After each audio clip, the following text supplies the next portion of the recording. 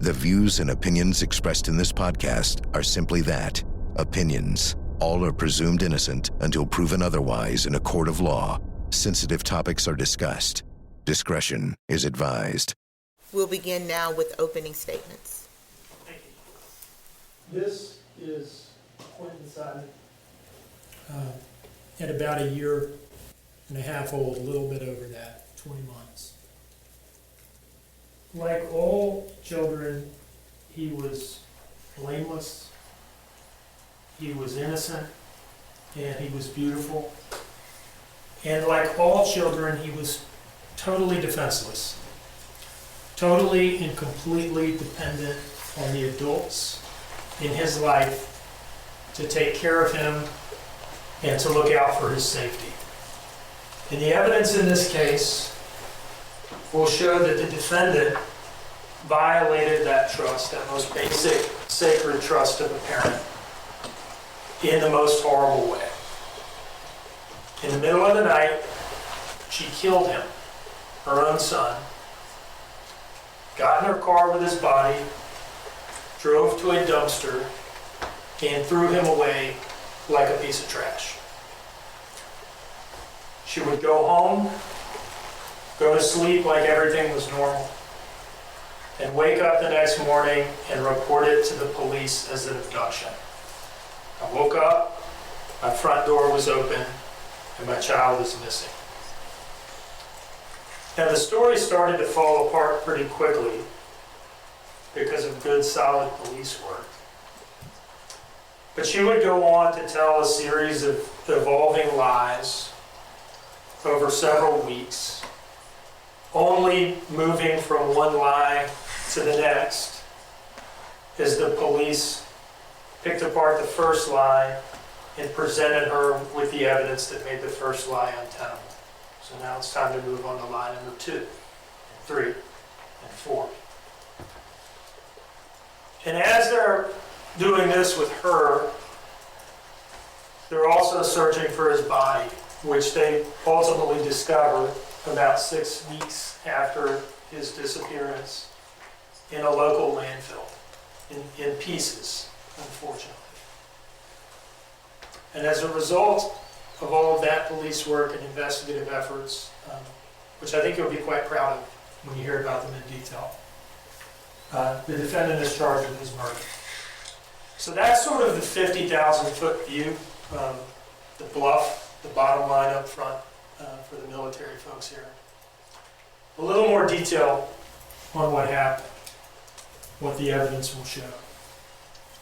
The 2 days that we're primarily concerned with here are October 4th and 5th of 2022, specifically the night of October 4th, moving into the morning of October 5th.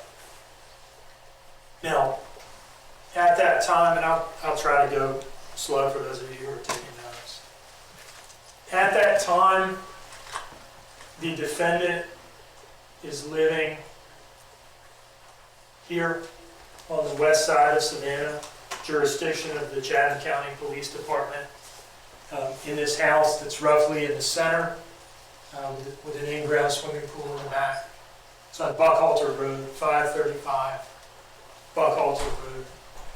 She had most recently lived in North Carolina, where she had met and lived with her most recent boyfriend, Daniel Youngkin, whom you'll hear about. And some months before October of 2022, they had moved down and were living in this house at 535 Buckhalter.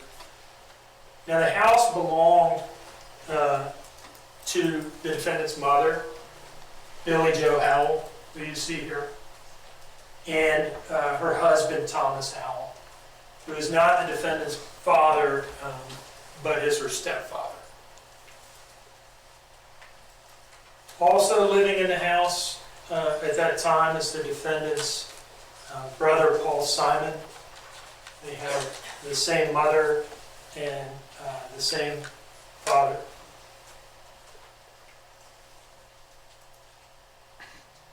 And Daniel Youngkin, her boyfriend from North Carolina, and the defendant's 3 children,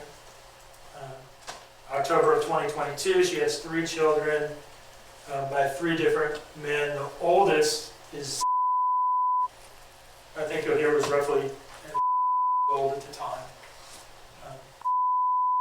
Has been through a lot with her.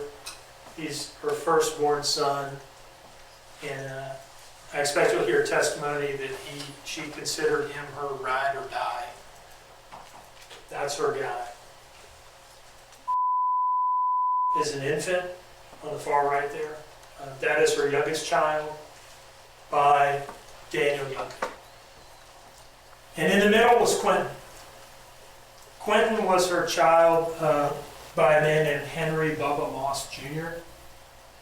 You'll hear that she'd had kind of a tumultuous relationship with Mr. Moss, that they had split before she even knew she was pregnant with Quinton, and that he initially didn't even believe that she was pregnant when she told him, and that he was never a part of Quinton's life at all. And I expect you'll hear some testimony about the way that background influenced the way that she treated Quinton. But you're supposed to love all your kids equally. You're supposed to treat them all the same. I expect you'll hear some testimony that didn't happen. That she treated Quinton differently, and not in a good way.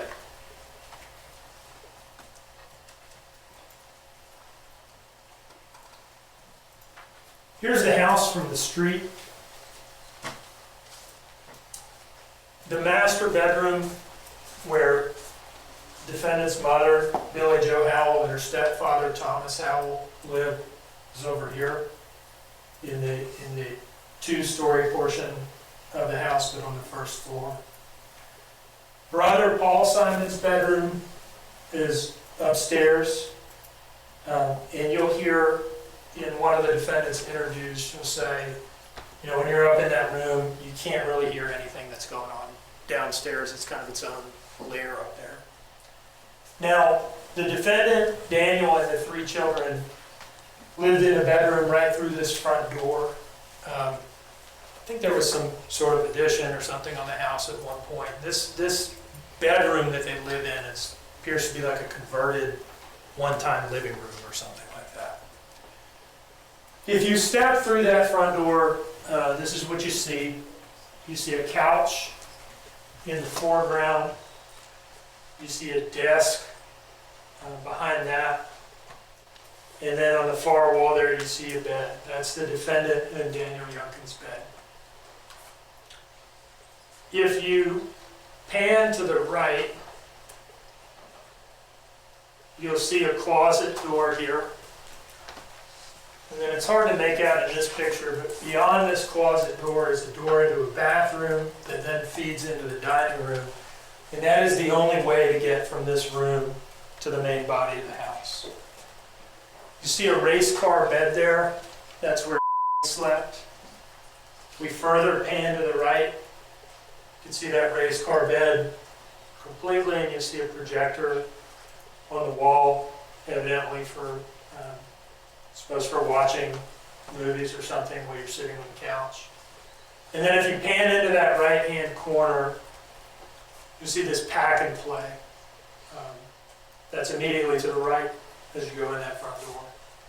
And that's where Quinton slept. That was Quinton's bed.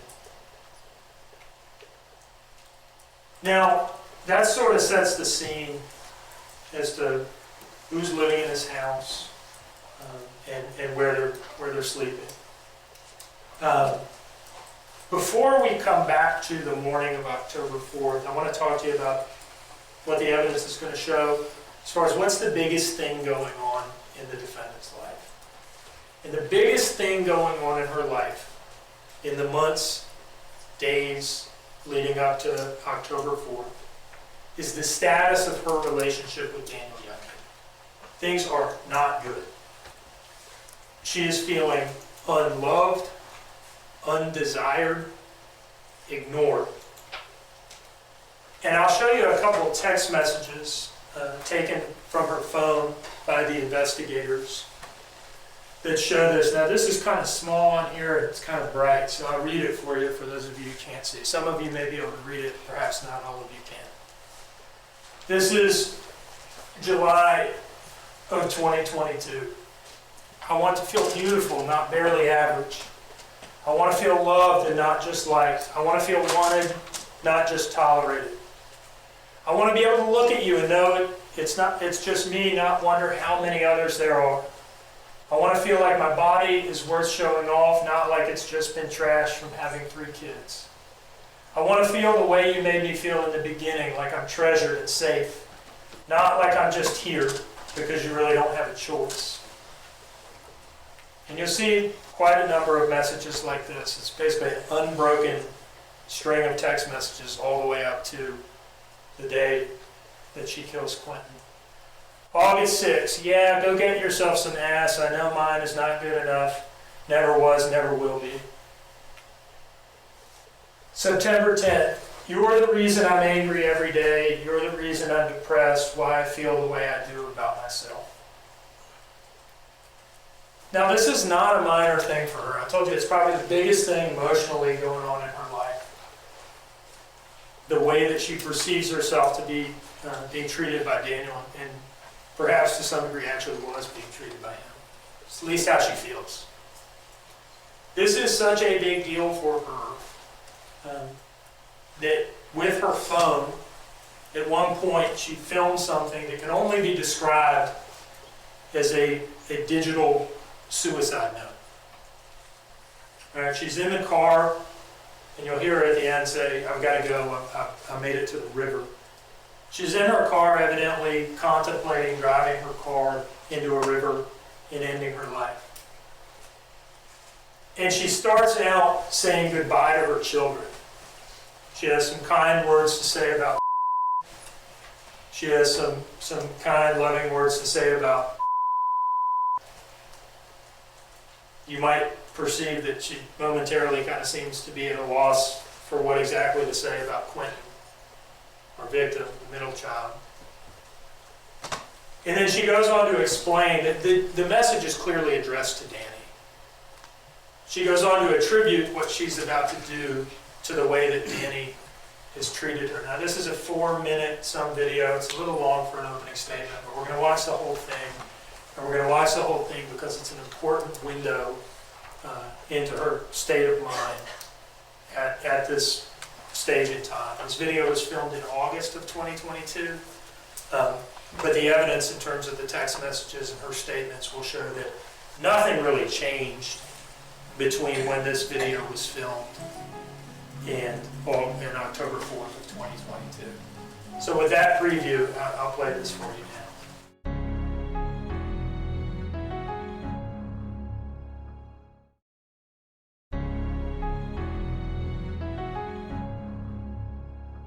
So with that preview, I'll play this for you now.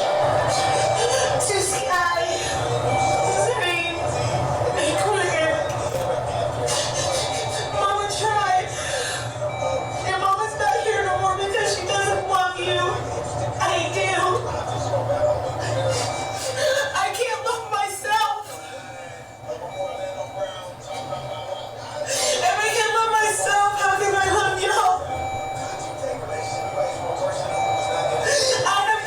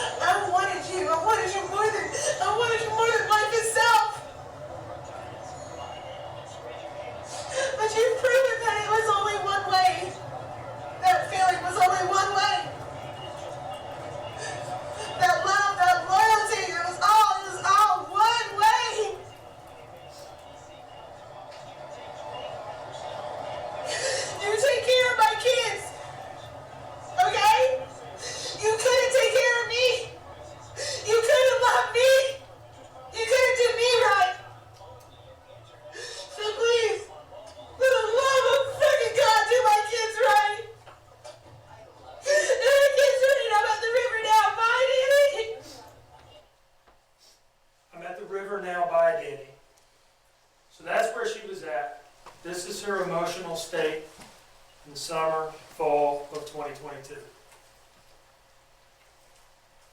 That brings us back to October 4th.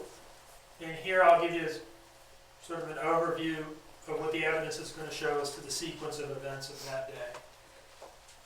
Now, first thing to establish is that on the relevant days here, Billy Joe Howell, the defendant's mother, and Thomas Howell, her stepdad, are out of town.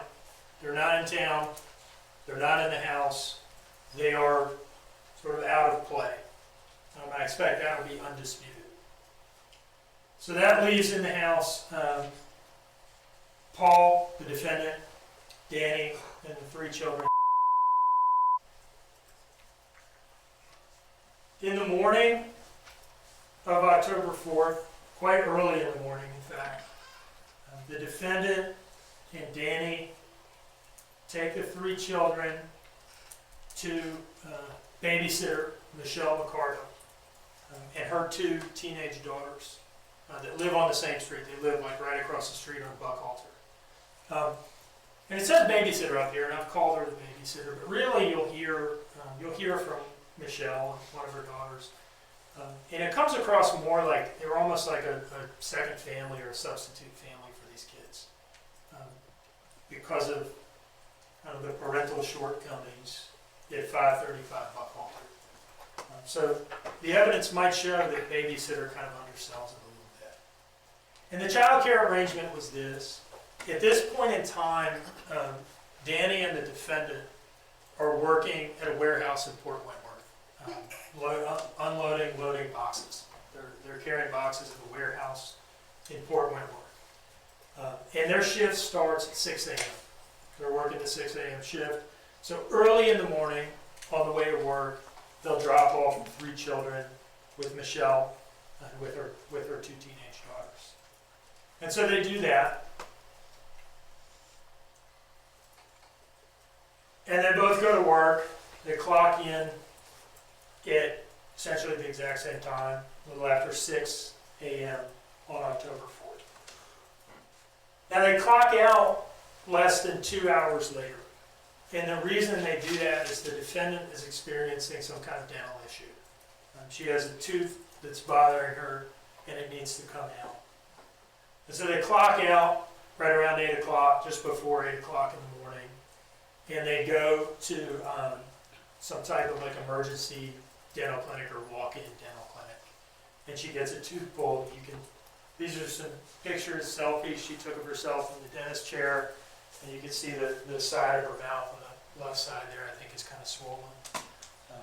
She sent these to Daniel, Young, and Danny, who was sitting out in the waiting room waiting for her. And so after this, they do not go back to work. They go home.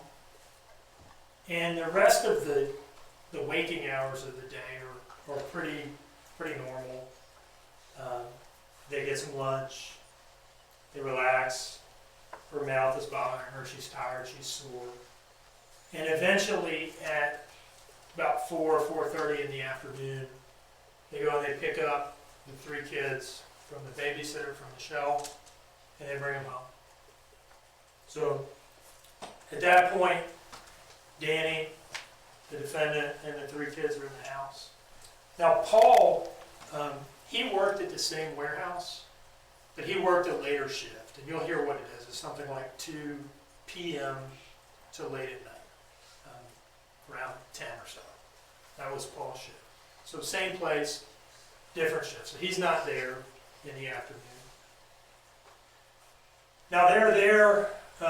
They do dinner. They do bath time. They put the kids down. Quinton in his pack and play.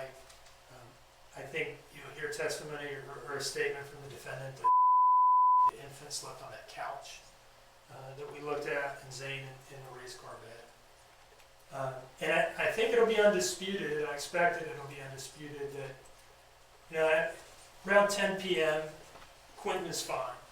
He's just in his crib, in his pack and play for bedtime. Okay. And what happens at this point sets off a chain of events that goes over the next couple hours and results in Tragedy.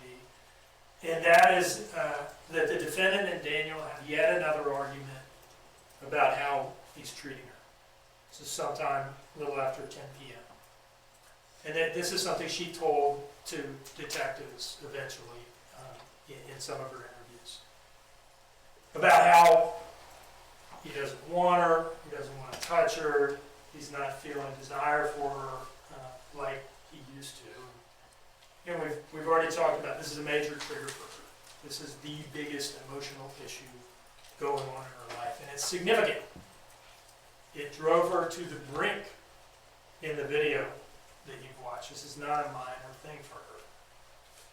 And so she leaves the house after 10 p.m. on the first of two trips that you'll hear a lot about in this trial, and that she didn't really want to talk about, at least truthfully, with investigators. And that first trip is to the drug dealer. She says that she left so that things wouldn't escalate between her and Danny. She was upset. That's her word. So it wouldn't escalate. The first place she goes is this Circle K. And I should have pointed out that you can see her getting out of the car. And that's at 10:29 p.m. So about 10:30. I'll back up and you can see her getting out of her Dodge Journey with a blanket wrapped around her shoulders. She's not in a good state. Anyway, 10:30, she goes into the Circle K. She buys a couple of convenience store items. And then she texts Danny. He's got her saved in his phone as Lanny Baby. She texts him, I'm going to run to 204, I guess. That's at 10:32, immediately after she leaves the Circle K. She might still be in the parking lot for all I know. And 204 is an area you'll hear about in this case. It's sort of it's shorthand for our drug dealer. I'm going to run to our drug dealer. This is Highway 204 is what this is a reference to. And their drug dealer lives on a street right off 204. So she's going to get drugs to try to make herself feel better.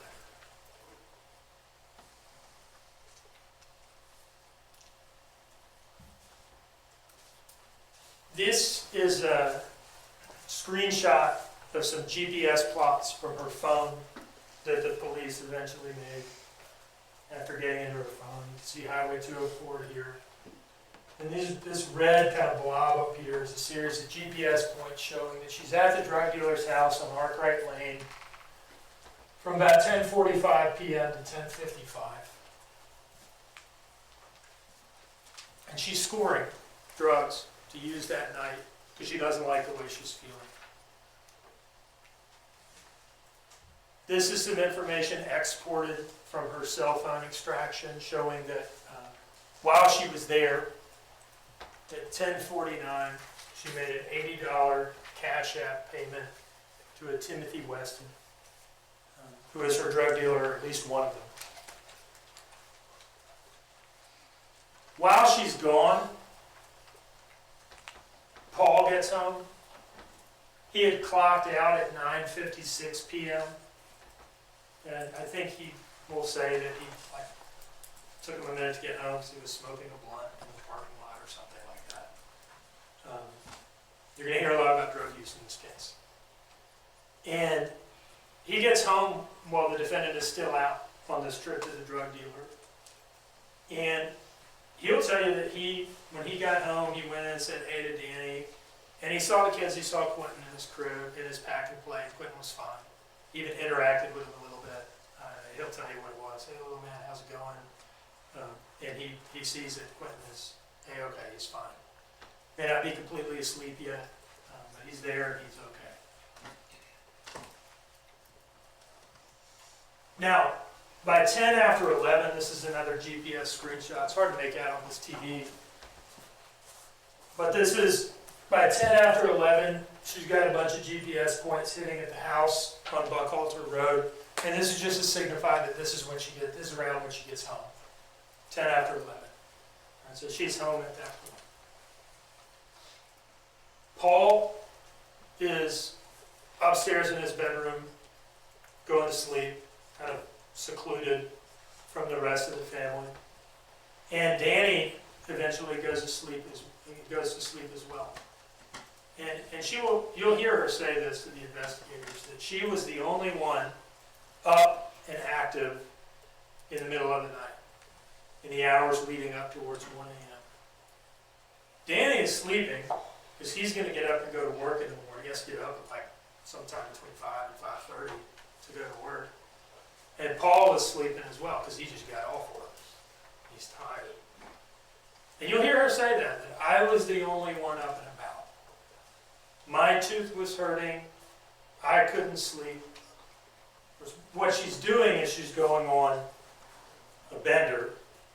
You'll hear her admit to this eventually with the police. She didn't want to talk about it initially, but you'll hear that she eventually acknowledged that she was up kind of frantically using drugs for an extended period of time while everybody else in the house is asleep and out of play. You'll hear her talk about it. I would hit a line. I would go outside. I would smoke a blunt to kind of bring myself down. Maybe smoke a cigarette. Then I'd hit another line and repeat the cycle. So she's in her house by herself, physically uncomfortable because of her dental issue, emotionally wrecked because of what's going on with her and Danny, that's resurfaced again this night. Well, the resurface is probably not the way to put it because it's just an ever-present problem for her. And this is a bad situation. Right? This is a volatile, dangerous situation. And that's because you'll hear something that she later said during the investigation on a recorded call, on a recorded phone call to Daniel, who was cooperating with the police and trying to help them gain information about the effect that cocaine has on her. It's not just fun for her. You'll hear her say that it makes her angry and impulsive. I don't know. I don't know if that's good for cooking the others. Yeah. I become angry and impulsive when I'm like.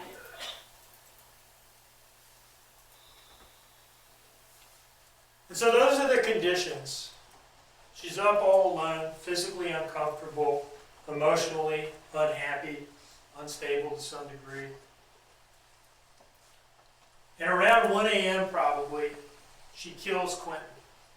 Now I'm going to focus on the what she did and when things happened. And probably in closing argument when all the evidence is in, we'll talk to you a little bit more about the why exactly in that moment did she do this. But for now, I want you to just understand the sequence of events and what happened when.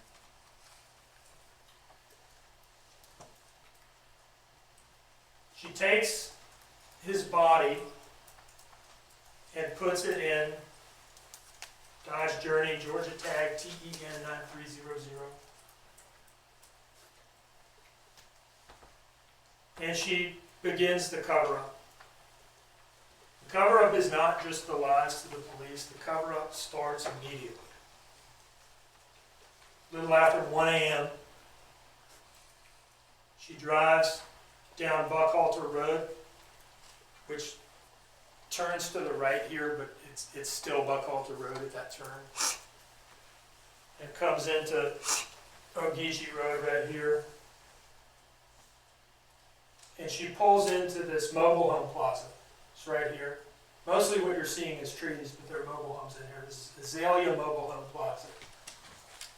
And there's a convenient stand-up dumpster sort of hidden away under some tree cover in the tree line there. And she throws Quinton's body away like a piece of trash at about 1:17 in the morning. She drives home.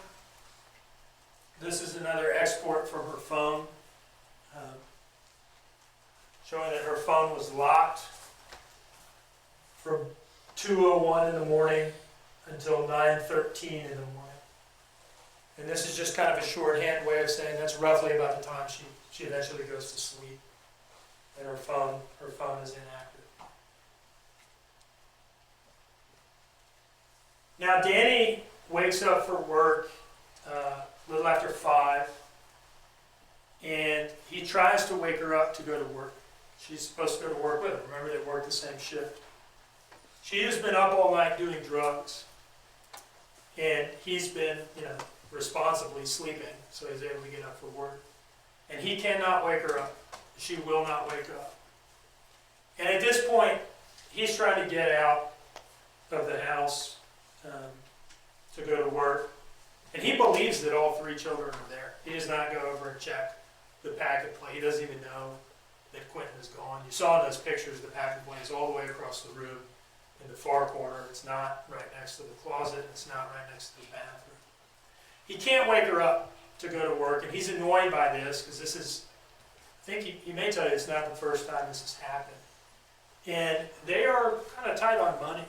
They are trying to make money to either put a down payment on a house or a security deposit on an apartment so they don't have to live with their mom anymore. And he'll tell you that he was frustrated by this. You're not going to get up and come to work and make money. And his decision at this time was to say, well, okay, if you're not going to come to work and make money, we're not going to spend money on a babysitter today. Because they pay her every day, Michelle. And so he texts Michelle, hey, the kids are going to stay here with her today, Miss Michelle, at 5:20 in the morning. She says, okay. And the reason for that is his thought is, look, if you're not going to get up and make money, you can stay here and watch the kids. Wake up and find these kids are still here. You can deal with them. They're yours. So he goes to work, and he clocks in at 6:11. 6 a.m., 6:11 a.m. And he will clock out at 9:15, a little over 3 hours later. And the reason that he clocks out at 9:15 is that at 9:14, 1 minute before the clock out, he gets a call from the defendant who's got him saved in her phone as King. And he's got the 910 area code. That's North Carolina, where he's from. Now, this is a 21-minute call. And she calls him, and the cover-up, initially I said, the cover-up starts with covering this up to him. Before the police ever, she covered it up to the police, but before they ever even get involved, she's covering it up to Danny. She calls him and she tells him that she woke up, the front door was open, and Quinton was gone. And he would run out to his car, leave work, and come home, and stay on the line with her for 21 minutes. Police went to the warehouse that they work at, and they got some video footage to see, well, what did Danny look like when he was leaving the house, leaving work, having gotten this call. And this video shows him running out. That's Danny running out of work. You'll hear from his boss, a fellow named David Mullins, that David ran into Danny in the parking lot. Danny's running out. Dave is just pulling in and getting to work. And they briefly encounter one another. And Dave will tell you, he looked genuinely upset. He was for real crying, tears coming down his face. Danny does not know what is going on. He knows what he's hearing from the defendant, and that's it. So he rushes home. And I'll tell you this, I told you the call to Danny was at 9:14. As he's on the way home, on this call with the defendant where she's telling him she woke up and the front door was open, these are ADT records. There's an ADT security system on this house, and it keeps track of when each door was open and closed, or just opened, or just closed, having been open. Police got these records, and you'll see that front door didn't open until 9:22 in the morning on October the 5th. Now that's 6 minutes in, 6 or 8 minutes in to that call with Danny. And so the evidence is going to show that she's on the phone with him saying, I woke up and the front door was open and Quinton was gone. And it's during that phone call that she's opening the front door. So you'll hear that she's essentially tampering with evidence, tampering with the scene, staging the scene to fit with her story before the police ever become involved. Danny gets home. Somehow babysitter Michelle got wind that this was going on. Maybe she heard screaming or something. She'll tell you how she heard about this when she testifies. She comes over. Paul hears yelling, comes downstairs, and now everybody's there and they're looking for Quinton. And the defendant, of course, is the only person who knows where he actually is, and that's in a dumpster at Azalea Mobile Home Plaza.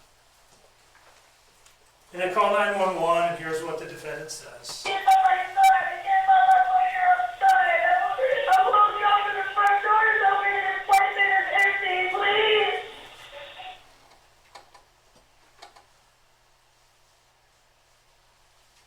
Police show up a little before 10 a.m., and she repeats the same story to them.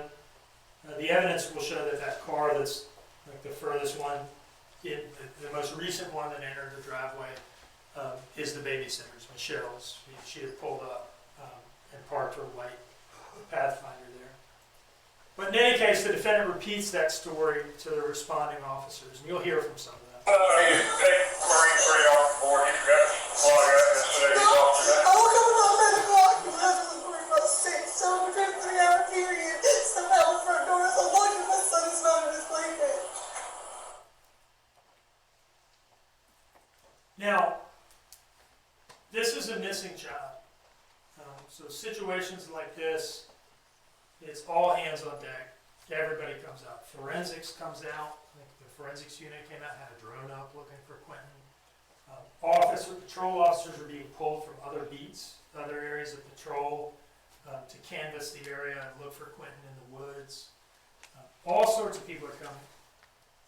Most of the command staff for the Chatham County Police Department showed up because this is a big deal and they take these things very seriously. One of the specialized units that responded after patrol officers had gotten there was the detectives for the Chatham County Police Department, CID, the Criminal Investigations Division. And the first detective there for CID is a guy you'll hear from, Sean Wilkins. Sean Wilkins shows up, and he's the one who conducts the first, what you call more like the first formal interview with the defendant. And most notable from that statement that he takes from her at this time is when she says she went to bed and when she says she got up. And you'll hear that she tells him, I went to bed around midnight and I got up around 9. She doesn't say anything at all about this trip to Azalea Mobile Home Plaza a little after 1 a.m. She doesn't want to talk about that because that's the trip that she took to get rid of Quinton's body. So here's her telling Wilkins, I went to bed around midnight and I got up around 9 a.m. When's the last time you saw your child? When I went to bed last night. And what time was that? Do you remember? Around 12. 12? Okay. 12 when I went to bed. I had my wisdom teeth removed yesterday. I'm sorry, that's So I went to bed kind of late. I get you. Listen, I had them out too. So I got up this morning about 9. About 9? And my front door is open, so I went up and I shut it, not thinking about anything like that. And I look over and check my kids, and he was gone. All the rest were there. He was gone. It's alright. It's alright. Went to bed at midnight, woke up around 9. No mention of the Azalea trip. I told you there were 2 trips, 2:04 earlier in the night, 10:11. Trip number 2 is that Azalea trip, a little after 1 a.m. And she is totally omitting that. Now, all hands on deck, right? Missing child. There are detectives working on this case that aren't even out at the scene from the very beginning. One of them is a Chatham County police detective you'll hear from named Kiana Robbins. Kiana Robbins is at the Islands precinct, I think is where she was, on Johnny Mercer. Like, not anywhere close to here. But she's in her office, she's sitting at her computer and she's researching. She's seeing if she can find some helpful information. This is a stock photo of what's called a flock camera. The flock system is a series of cameras that are set up around town at major intersections or along busy roads. And what they do is they snap a picture of the license plates of all the cars that drive by. And police can use these for a number of different things. One of the things they can use them for is, say you have somebody who flees from a traffic stop and actually gets away, and the police can't pursue them without undue danger. They can take that tag number of that individual, they can put it in the flock system and put like a lookout out for them. If that tag hits on any other cameras, it'll alert the police and they can try again and make the traffic stop. Another thing that the police can do, and what Detective Robbins did, was look up vehicles registered to the defendant. She finds that Dodge Journey that the defendant drove to dispose of Quinton's body, and she puts it into the flock system, looks it up in the database to see what, if any, flock cameras that vehicle has hit on anytime recently. And she sees that that car has been out late at night, driving around on trips that the defendant hasn't mentioned yet. She radios that information, or maybe calls via phone. This is the tag she looks up. That's the Dodge Journey in the driveway at the time of the police response. She calls Lieutenant Foster, whom you'll hear from. This is after the defendant has told Wilkins that she went to bed at midnight and woke up at 9, and hasn't mentioned anything about the Orangeville trip or the Azalea trip. Foster goes up to her. He now has this information that this tag has been hidden on some flock cameras and seems to have been driving around during the night. And he goes up to her, and he's a lieutenant at this point, which is like kind of a managerial type position. He's, by this time, is the senior man on scene, I believe. But he has a background in investigations. He was with the Savannah Police Department, I think, at one point, in their violent crimes unit, investigating homicide. So he knows his way around an investigation. He knows how to do these sort of things. He goes up to her armed with this information about the flock hits that night. He wants to know what these trips were about. So he goes up to her and he asks her, hey, did you go anywhere last night? And he's a savvy guy, so he's careful to tack on, you know, like where the kidnapper could have followed you home. And she seems to know, the evidence will show that she seems to know that he knows something about this trip to Azalea that she took and has not mentioned to this point. And so she comes up with a story. It's not totally clear when she came up with it, but the story is that, oh, that trip that I took away from my house shortly after 1 a.m., that was to go pick up Orangeville from a friend at the Chevron. Now the Chevron is right next to Azalea Mobile Home Plaza. They're kind of right next to each other. And so that's her story as to what she was doing, driving to that location at that time. My tooth was bothering me. I didn't have any Orangeville. I went to pick some up and got some from a friend. This is the first appearance of the Orangeville story, which lasts for about a week or so, maybe a week and a half. Did y'all go anywhere last night or yesterday with Baby? That maybe he could have followed you or something? Y'all didn't go anywhere? Not kids, no. No, I mean just maybe you yourself. Yeah, I know, because I got my tooth pulled yesterday, so you remember me? I went to go to some Orangeville, that was it. 2 o'clock yesterday afternoon? No, like morning at Wise, because I couldn't go to sleep. Okay, so where'd you go? Right up the road right here, got Chevron. And my friend that I used to work with, she had Orangeville because they didn't have me. I said, okay, I'm home. Okay. Did you go anywhere else? Have you made anything home? So when did you get home? I can tell you exactly what's going on.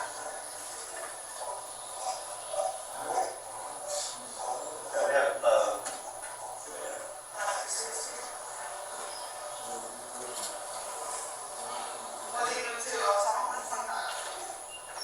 125? So I was gone for literally 12 minutes. All right, right, so that's the story about what I was doing when I drove there. Now, I'll tell you this, she's trying to show him on her phone this trip on an app called Life 360. Life 360 kind of generally tracks your movements. You can join with your family, and they can see where you are and have been, and vice versa. You may be wondering, well, look, if this trip was so sinister in nature, why is she trying to show it to him on her phone? And you'll hear testimony that the reason that she was comfortable holding out her phone as corroboration for this trip to the Chevron is that, again, the Chevron and Azalea Mobile Home Plaza are right next to each other. And looking at the screen, you can't necessarily tell which one she's at. You can only tell that she's in the general area. So she believes that this kind of helps prove that I'm telling the truth about being at the Chevron. Now, the police would later pull very precise GPS data from the phone, like not just looking at the screen, but from the actual phone, that puts her not at the Chevron, but right at the dumpsters at Azalea, which are, I don't know, maybe 100 yards, 75 yards from the Chevron. But that's why she's holding the Life 360 out and saying, look, this helps me. So that's the first appearance of the Origel story, to explain the Azalea trip. They take, the police take all three of the adults in the house. Eventually they say, you know, we really need you to get Danny, Paul, and the defendant to the police station, sit them down for formal interviews, and just get like a complete sequence of the day from all three of these people. And the first interview with the defendant takes place in something that they call the lactation room or the nursing room. I think you sometimes also hear these things referred to as mothering rooms. And the reason for that is that Danny was in the single interview room that they have with the cameras wired up in the corners and all that. And this video is recorded on Detective Marion Lemon's phone. Now, by this time, this is a joint federal and local investigation. The FBI has shown up because they get involved in kidnappings, abduction cases. And what happens at headquarters is that they pair off teamwork. One FBI agent, one detective, and they each in a pair interview each of these people. And so Detective Lemons is paired up with Special Agent Brad Snyder, whom you'll hear from. And they were kind of partners throughout this investigation. And it's very open-ended at the beginning. What they're asking for is just give us an account of your day. Give us an account of the last 24 hours. Where have you been? What have you done? And so you'll hear Snyder asking him this. The video is really nothing special. I think it's just ceiling tiles the entire time because the phone is sitting on a table. But the audio is good. You can hear her. And she starts with, we left the dentist and came home. So she does start at the beginning. So right now, again, we're sorry for everything happening. We can't imagine the emotions that you're feeling right now.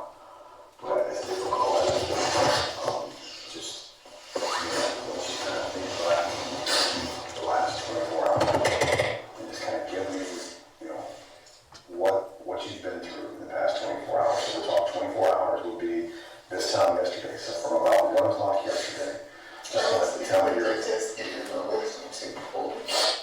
So that's the start. I was leaving the dentist, getting my wisdom tooth pulled.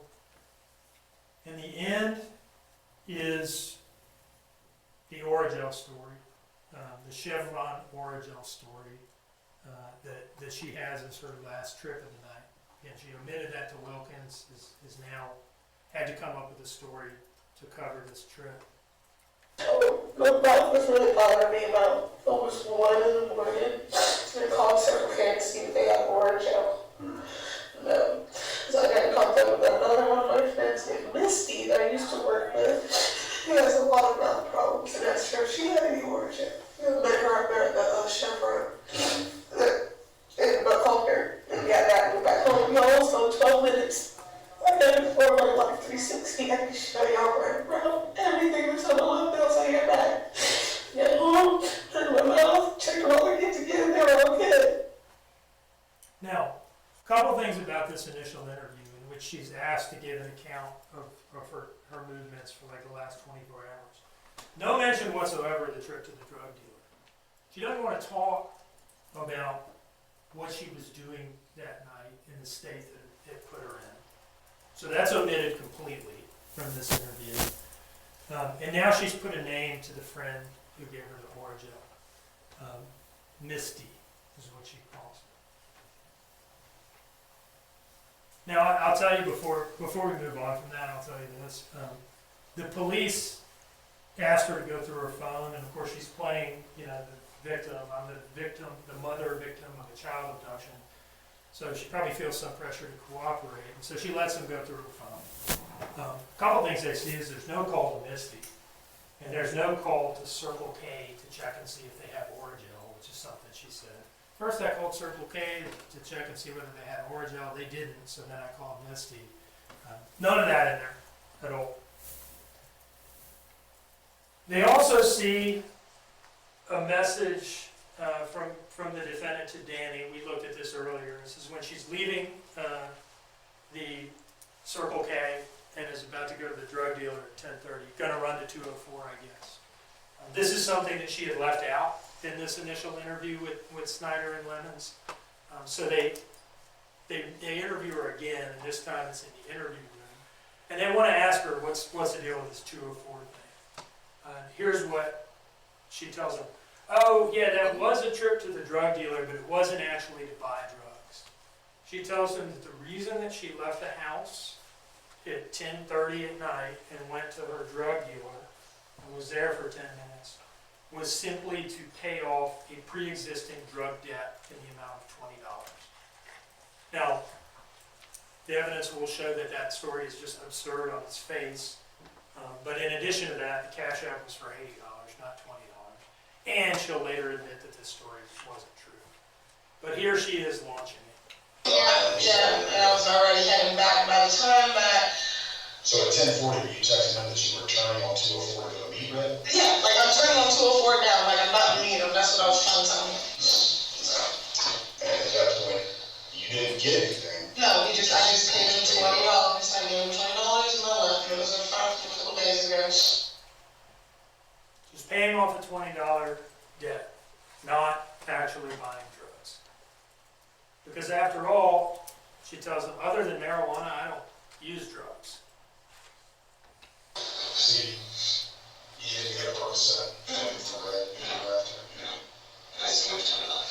And even if I didn't get a Percocet, like $35. When was the last time you asked him? I was 6 months ago. I don't do it like that. Like, anything, anybody got to worry about anything with me is on me. Because I was weak. I'll be honest about that. Everything else now, when I was there, I watched her eat. Because, I was covered in police. So I was anything that's not homegrown or thought of the convenience store, I don't want. When I'm homegrown, I don't eat cooked up stuff. I'm going to come out hurt.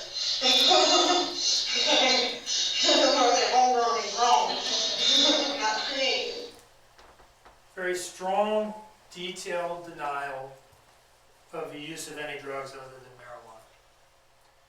And the reason they're asking her whether she got a Percocet from the drug dealer that night is that they had seen some messages about buying Percocets as well when they went through her phone. And they asked her about that. What about these text messages with you? Look like you're buying Percocet, using Percocet. And her story at this time is, oh, those are for a friend. I'm just the middleman for my friend Cheyenne, who likes Percocets but doesn't, I guess, know a dealer herself. Things that you just have to answer for, so we have to get a better understanding as to what went on. That you gave us the authorization to go through the text messages. There's text messages in there unless you purchasing Percocet as recently as within the past 24 to 48 hours.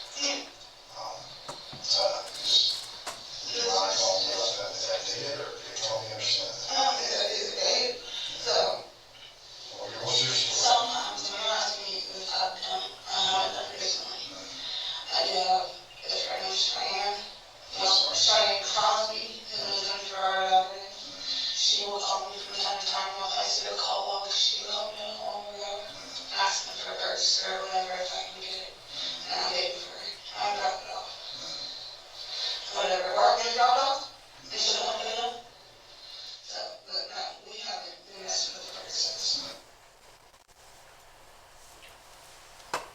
She does not want to talk about her drug use that night because that contributed directly to the state of mind that she was in and relates so closely to her killing Quinton in the middle of the night.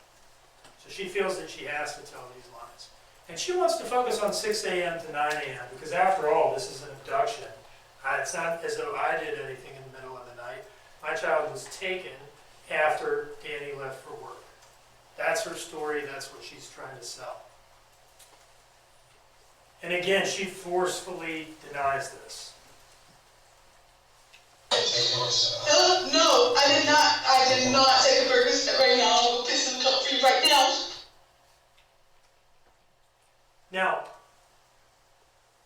police follow up, okay? October 5th, they get statements from the defendant, where she's making all these claims that we've talked about. They get a statement from Paul, they get a statement from Danny. And what you do, and this goes late into the night, eventually it's kind of time to stop on October 5th and wake up in the morning and follow up on some of this stuff. So she has said that she was at the Chevron getting Oragel from Misty, her former co-worker.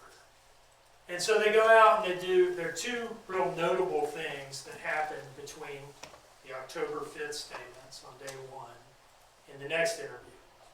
And one is that they do what they call a video canvas. They go out to this Chevron area where she has said that this Oragel exchange happened. And they look around and they see if they see any cameras. They go in and they ask if there's footage. And they get footage from the Chevron. And it does not show her stopping there. In fact, it shows her driving by.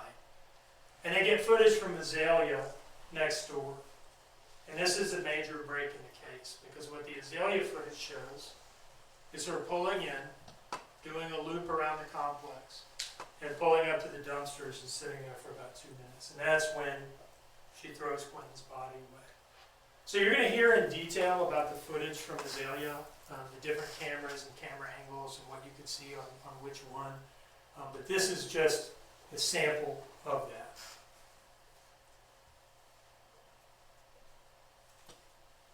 This is her driving in the Dodge Journey after 1 a.m. on a mission to throw away her dead child.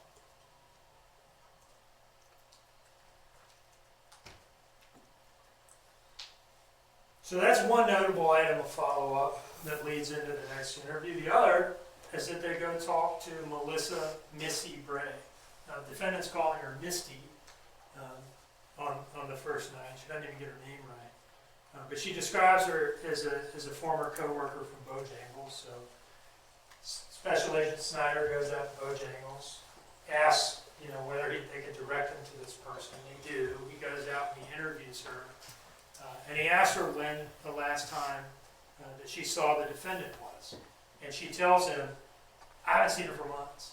The last time that I saw her was when she ran it was like in July of 2022, months before what we're talking about. The defendant had run out of gas near Missy's house, had walked to Missy's house, and had borrowed a gas can. And their last contact was Missy texting her a few times, saying, hey, can I get that gas can back? And that was it. And that was months before. And Special Agent Snyder looked at these messages and they corroborate what Missy is telling him. So, Chevron story, the met Missy at Chevron story is now just completely torpedoed. And so they bring her in for another interview on October 8th. And this one is with an FBI agent named Bridget Brock. And it's conducted at the FBI office in Savannah. And they confront her with these two findings. One, the security footage from Azalea and from Chevron. And two, what Missy has told them. And she just sticks to the Oragel story and just insists that it is true. And this is what that sounded like. She just hasn't had time yet to figure out how she's going to play this with this new information that they're presenting her with. We'll talk about that, okay? Because Missy hadn't talked to you. Yeah, she has. She hasn't talked to you in quite some time. Yeah, she And has. she did not have a conversation with you about the ordeal. Yes. So in your mind, you've looked at all these timestamps and plausibly you came up with a story that's partly true. No, that is But true. there's very, very many missing pieces, right? And in your story, you haven't been completely honest about where you were at and why you were I there. was 100% honest about where I was at. I showed the Life 360. I told him I even gave him the ordeal that she gave me. Right, and that didn't happen. We've already interviewed Missy. Yeah, I got the ordeal. That did happen. She said that moment inside of her mouth. That's the reason why I asked her for it. You have to stop saying this. It did not happen. Yes, it did. So that's the story on October 8th, sticking to her guns. Now, October 12th, she comes in for another interview. And this is with Brad Snyder, who I've talked about already, who you've heard a little bit from and seen a little bit of, and an FBI agent named Savannah Solomon that he works with closely. And this is at the FBI office. And this is a long interview. I've pared it down a little bit so we don't have to spend 3 hours watching it during the trial, but it's still fairly long. And initially, at least, she's sticking to the origin story. That's Savannah Solomon on the left, Snyder on the right, and the defendant in the middle. And I did. Let's talk about that. Yeah, I did. I did meet Misty, 100%. It happened. I'm telling you. And she tells this kind of flowery story describing this meeting. She lavishes them with details about how this went down. So you went to Missy's house, and did you go inside her house? She was just standing outside. Yeah, that's not good. I gotta do a quick statement. How long did y'all interact there with Missy? How long did you guys talk?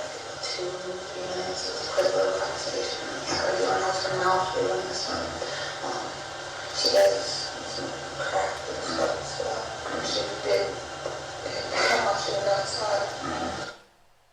And now she has Misty was smoking crack when she gave the defendant the Horgel. And what is going on here is when the defendant is lying and telling a story to cover something up that she did. Objection, Your Honor, at this point in time, those opening statements, Mr. Dean has the right to say what he expects the evidence to show, not his interpretation of it. So, Sustained. Mr. Dean, I'm going to ask you to move forward. The evidence will show that she added this detail to suggest a faulty memory on Misty's part, to suggest that, maybe this will help explain why Misty is telling them she hadn't seen me. And it is nothing to her to just accuse Missy of having smoked crack during this meeting that didn't happen. But in any case, a few minutes later, she finally admits that she didn't see Missy. She got to understand that she doesn't have to be 100% truthful. 100%. That's the only way that we're going to get the outcome. That's a good thing. Yeah. Because If the light was on, I would have knocked on the door. did you do any work about tonight? I did the ordeal that What night. did you do about that? But I found it, and the car was one of the ones that I lost. And I found it when I got back to the house. So after insisting on the 5th that she met Misty at the Chevron for Orangeville, and after insisting on the 8th that was the truth, and after insisting even at the outset of this interview that it was true, she finally admits that it wasn't true and massages the inconsistency by saying, I didn't speak to her, but I did go there with the intent of seeing her. And she adds a detail that hasn't been included in any of her stories to date. Oh, and by the way, you've asked me if I threw any trash away there. Yeah, I did throw some trash away. She has a story for what that trash was. The evidence will show she did not want to admit that it was Quinton's body. So she describes this trash that she threw away as stinky shrimp pasta that had been sitting in the car in a trash bag and smelling up the car. It was just a long time the trash the other day. The trash was standing for the trash out a few days ago, and there was full of food all in my car. So I pulled around and seen my gas talking to food in the trash. It was like shrimp pasta. Shrimp pasta. Yeah. The whole car smelled like shrimp. Yeah, that was right down in there. I was like, what is that smell? I felt that before I even left to go to a floor. You know? I go to the floor and I'm like, get out of the car. And I'm like, And they asked her about this. Gosh, you know, this is the most critical fact in the case. Throwing Quinton's body in the dumpster at Azalea, what she was doing at Azalea Mobile Home Plaza at 1:17 in the morning or so. And her explanation for that is, you know, it's just such a minor thing, throwing away some trash. I didn't think to mention it in my hours of previous interviews.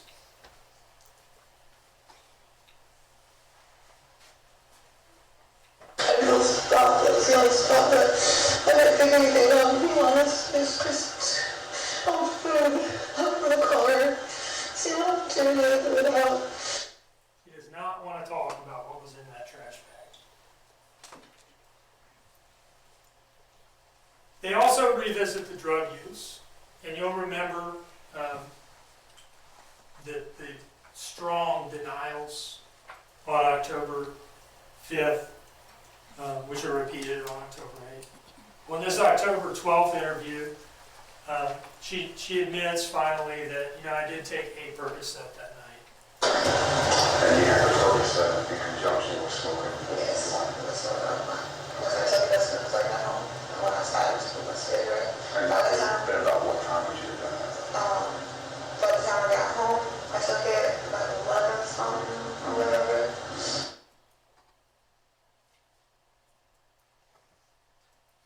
And so Snyder asked her about her changing story. You know, you've been adamant that you met Misty for Oragel, and now you're finally admitting to us, oh, you know, I actually didn't speak to her. You've initially, over the course of 2 interviews, maybe more, didn't mention throwing trash away. And now you've got a very detailed account about doing that and what it was. And you, on the 5th, were adamant that you hadn't used any drugs other than marijuana. And now you're telling us that you did take a Percocet too. What's going on? Why is the story changing? And her explanation for that is, oh, well, my faulty memory might have something to do with all the cocaine I was doing that night, which is a drug that had totally been absent from all of her prior accounts and fits much more with the $80 Cash App than the story about paying off the drug front. And so she is explaining her inconsistent stories by adding another inconsistency, which is an admission to cocaine use.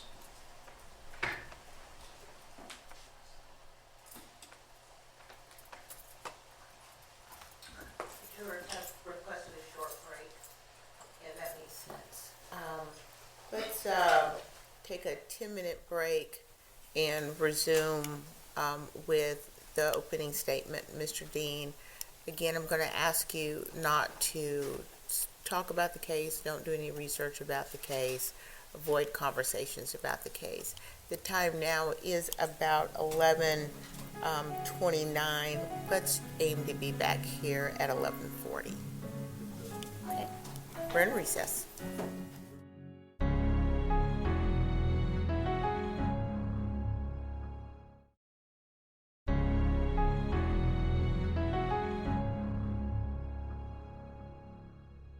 And so, for the record, the jurors are all back. They are being seated. at this time. All right, all 16. Thank you, and Mr. Dean will resume with his opening statement.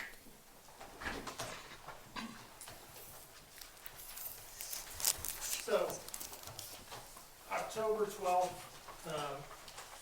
and we've come a long way from the October 5th account of only using marijuana that night. This is where we end up on October 12th. So just before you left to go take the trash the other day, you were cooking, you were upset. And in this interview, she acknowledges that this wasn't like the one night she used cocaine. She's a regular user of cocaine, which she had denied in earlier interviews.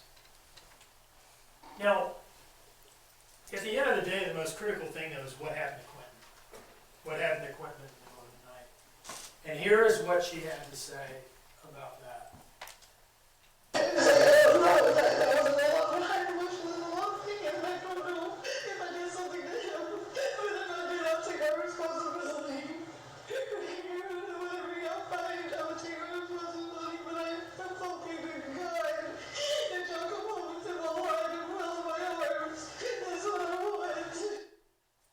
I don't know if I did something to him, but if I did, I will take responsibility.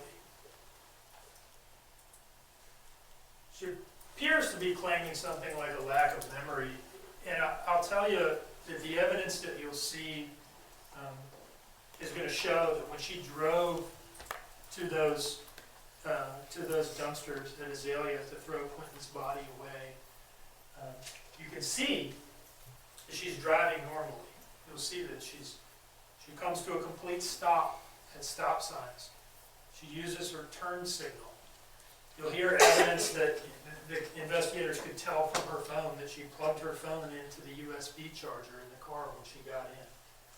So the evidence will show that she was aware of what she was doing when she took him there, and that her claims to just not know what happened cannot be true. They do not fit with the other evidence.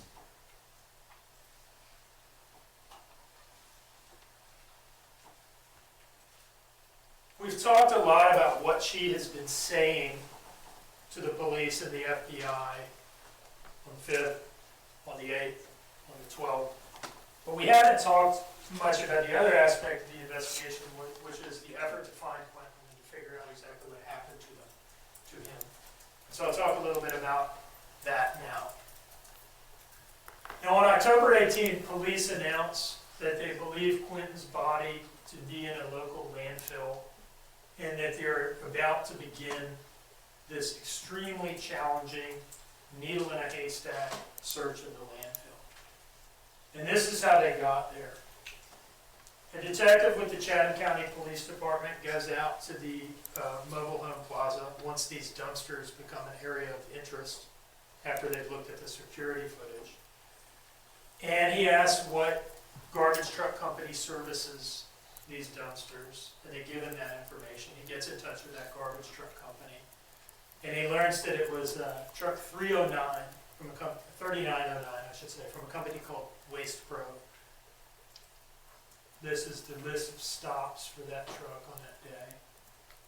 Serviced the mobile home plaza. This is on the morning of October 5th, actually. Quinton wasn't in the dumpster for very long because it was emptied that day.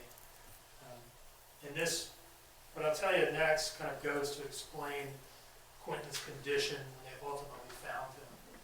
Not an intact body, but in pieces, little pieces, bones. It's a front-loading garbage truck, extends its hydraulic forks into the slots on the side of the dumpster, and drops Quinton and all the other garbage into the box in the back of the truck. There's a compactor in that truck that compacts everything. You want that compactor in there so that the truck doesn't have to go to the landfill as frequently. Makes the garbage smaller and take more garbage. That truck went to the Waste Management Superior Landfill on Little Neck Road on the morning of October 5th. This is a landfill ticket. They weigh the trucks when they're coming in. That's how they know how much to charge the garbage truck company for this particular load. This is for Waste Pro truck, 3909. And with this information, the detectives go out and they talk to the landfill manager, and he's able to identify the area that garbage was being dumped and then kind of shoved to on October 5th. And that, this kind of general area up here, that becomes the search area. So they have kind of an idea, like a general box in the landfill of where Quinton is going to be found. But this is still an extremely difficult thing. Even if you know the general area, there's like 2 more days of trash that have since been dumped there since the 5th. And this stuff gets compacted and moved around. They drive these compactors over it that have studded metal rollers. And everything just gets shredded. You may have this idea that you go into a landfill and it's just like a pile of bags of trash, just like they were when you put them in your garbage can at home. It is not like that. You will see that it is not like that. Everything is shredded because compaction is the name of the game in landfills. You will hear that. You got to get everything pressed down real tight because space is money. So, at the end of the day, they have tons and tons of garbage to search through, and so they arrange the landfill search. They have some consultants from an outside agency come in and advise on this because it's a very technical thing. These consultants are able to tell them, based on the size of the box, about how many tons of trash they'll have to search through to exhaust the area, based on known rates of searching, like pounds per day. They're able to give them an estimate of how many people this is going to take and how much time it's going to take. They have to order specialized protective gear, steel-toed boots, Tyvek suits, respirators, gloves to put over the gloves. This is a biohazard environment. And they have to find volunteers, and this is an all-volunteer duty. Right? And for weeks, volunteers from the police department and from some other law enforcement agencies came out here early in the morning, and they do this landfill search that involves an excavator up in the search area, scooping up garbage, putting it in a dump truck. Dump truck comes down on this open area bounded by cones that they call the search deck. Excavator down here kind of spreads the garbage, that particular load, I think they were calling them lines, out onto the search deck. And the law enforcement officers, these volunteers, get online with rakes, and they just search through it. This is what that looked like. And they do this for days, weeks, in the heat, all that gear on. That's why I said earlier, these efforts can only be described as heroic. They want to find Quinton. The evidence will show that these things are not typically successful. There's a very low success rate with these landfill searches because, again, it's a needle in a haystack proposition. But that's what the police are doing while she is playing games with investigators and changing her story and changing her story again.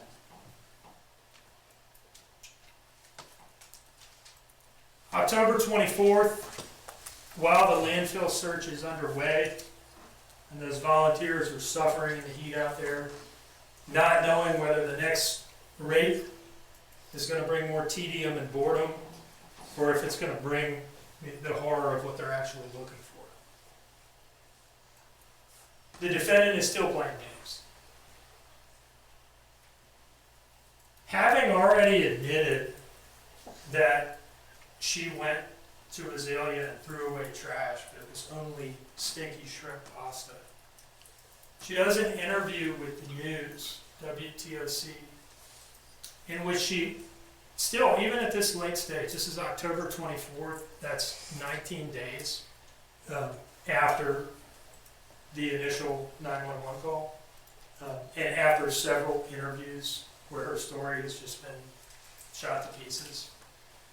She does this interview where she holds herself out as the victim of a child abduction, still on that, and has the gall to make an appeal to the public to just please bring Quinton home safe.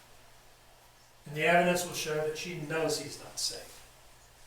And she knows he's not coming home. My kids woke up to me screaming, "Where's Quinton?" and running through the house. I ran and looked everywhere, inside, outside, so screaming for help. I've been here every day since this. I am not running and I'm not hiding. And if something does come up that I am at fault, I will take myself to that police station. And I'll walk with her. All we want is justice for Quinton Simon. We want justice too. We want answers. We don't care the cost. We want answers just like everybody else does. At the end of it all, we love you, baby Q. My little monkey, and we want him home. That same day in which she's claiming to the news to have no idea what happened and to just want him home, she sends this text message to Savannah Solomon of the FBI. And this is just the latest Hail Mary. After all the statements about going to the Chevron and then going to Azalea and what she was doing there, and I was actually throwing away trash and not Quinton. At this point, October 24th, the same day as that news interview, she and Danny are split at this point. He kind of seems to see the writing on the wall for her and has left town, I believe, and I think they're not together at this point. And so now's the perfect time to try to put it on Danny. I'm not lying for Danny anymore. The reason why my story about Oragel and shit didn't make sense was because Danny told me to say that he was the one who left, and my phone was in the car from my previous trip. And the reason she says that is her phone GPS puts her at the dumpsters too, not just the video. So anyway, she's throwing it on Danny and is now saying, you know what, I didn't actually make that trip at all, that's him, not me.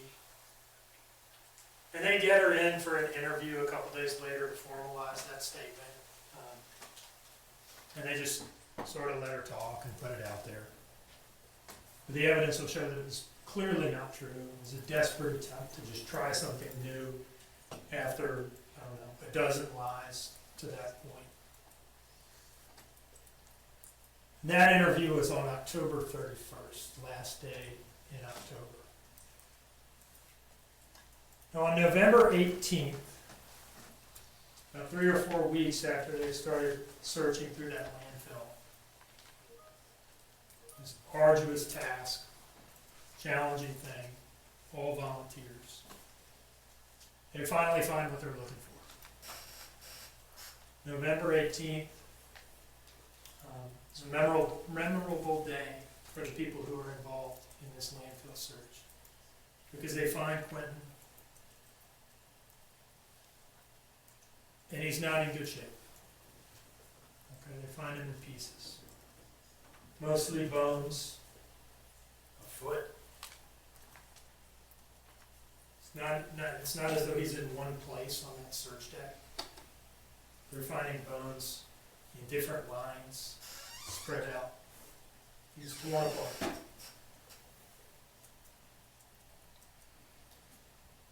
They send Quinton's remains up to the FBI lab at Quantico, Virginia, where DNA analysis is done. And they confirm what everybody already knew, is that this is Quinton.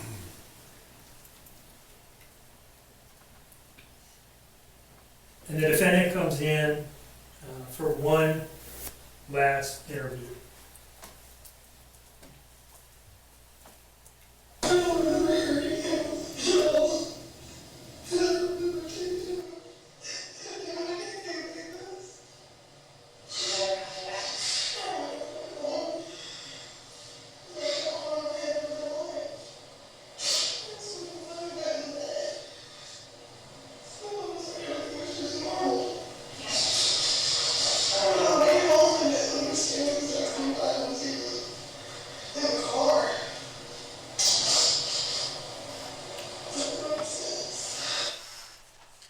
So that's where she ends up. After having given this very detailed cover story about going to the Chevron to meet Misty for Oragel, and having added this later, this richly detailed account of having thrown away some garbage at Azalea in the dumpster, but it only being shrimp pasta. Her final story, when they found Quinton after tracing the trash and making it undeniable that what she was throwing away in that dumpster at Azalea was her son's body, the best she could do in her last interview is to claim a total and complete lack of memory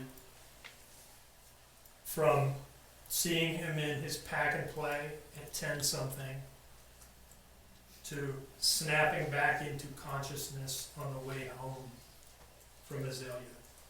And we'll watch it, you'll see more specifically what she says happened is that she was driving home, hit a set of railroad tracks, and that jolted her back into now forming memories again. That's the story she ends up with. After those richly detailed accounts of false statements for what happened during that trip, now she just can't remember anything that happened during the critical time period in this case. The murder and the disposal of the body. So, that is, as concisely as I can make it, the account of what happened and what the how the investigation unfolded. What will the trial look like? Okay, so that's kind of the story, start to finish. What will the trial look like? Trial's not like an opening statement. All right, we bring witnesses in one at a time. It can be kind of disjointed and choppy because each individual comes in and they can only talk about really their role and what they did, heard, saw, that sort of thing. You will hear from some of the responding officers. You'll hear from people like Michelle McCarta, people in Quinton's life who can tell you some things about how the defendant felt about Quinton and treated him. You'll hear from the investigators who took these statements and followed up on them. You'll hear from some of the people who were involved in this search of the landfill. You'll hear from some of the scientists at Quantico who were tasked with identifying Quinton and seeing what they could make of these remains, which are just totally torn apart. What I do not expect you will hear is exactly how the defendant killed Quinton. And that's because she covered it up. It's because she got rid of the body. All right? The evidence will show that her specific intent from the outset was that he never be found at all. And him being found in pieces, little bitty pieces, was the next best thing. The judge will tell you that in a case like this, we do not have to prove exactly how the defendant killed Quinton. Under these circumstances, how could you? And that is a sensible rule. Because what we have to prove, what is important, is not exactly how she killed him, but that she killed him. The fact that she did it. And the evidence that we will present to you will do that. It will do that, beyond a reasonable doubt. So at the end of the case, when all the evidence is in, we will make our closing arguments, and we will ask you to find her guilty of all of the charges in the indictment. I want to thank you for your attention. This has been a fairly long opening statement, but it was important to us, because it's our one chance to do it, is to give you kind of soup to nuts from the outset. What is this case about, and what did this investigation look like? So I thank you for your attention. All right, thank you, Mr. Dean. Turn to the defense. Does the defense wish to make an opening statement? Yes, ma'am. All right.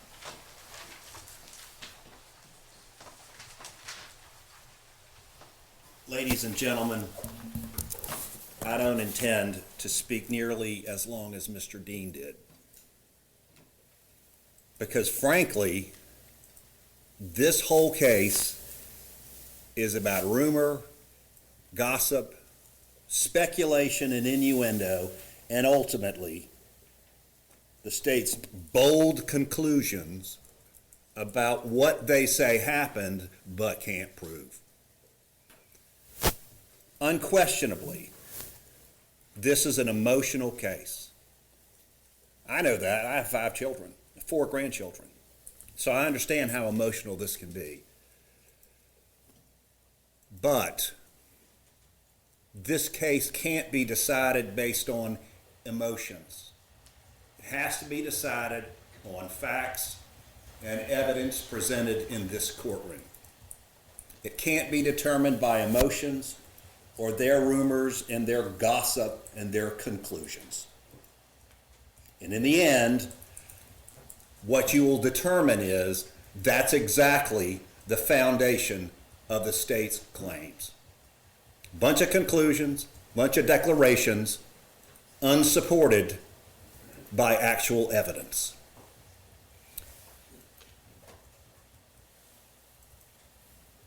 These declarations about she did this at 1 o'clock, she killed Quinton. She drove here, and then all of that are their conclusions, what they have decided the evidence shows. But what is important in a trial is this witness stand, where witnesses testify and evidence is presented. It's not what some lawyer says. It's not what the state declares the evidence to be, and that includes this discussion about the statements. Mr. Dean has his ideas of what those statements represent, but that's your job. And it's not to simply rely on the state's conclusions about what they mean. The state has a conclusion.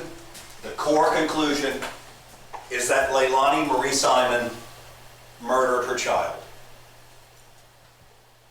The evidence will simply not support that bold conclusion.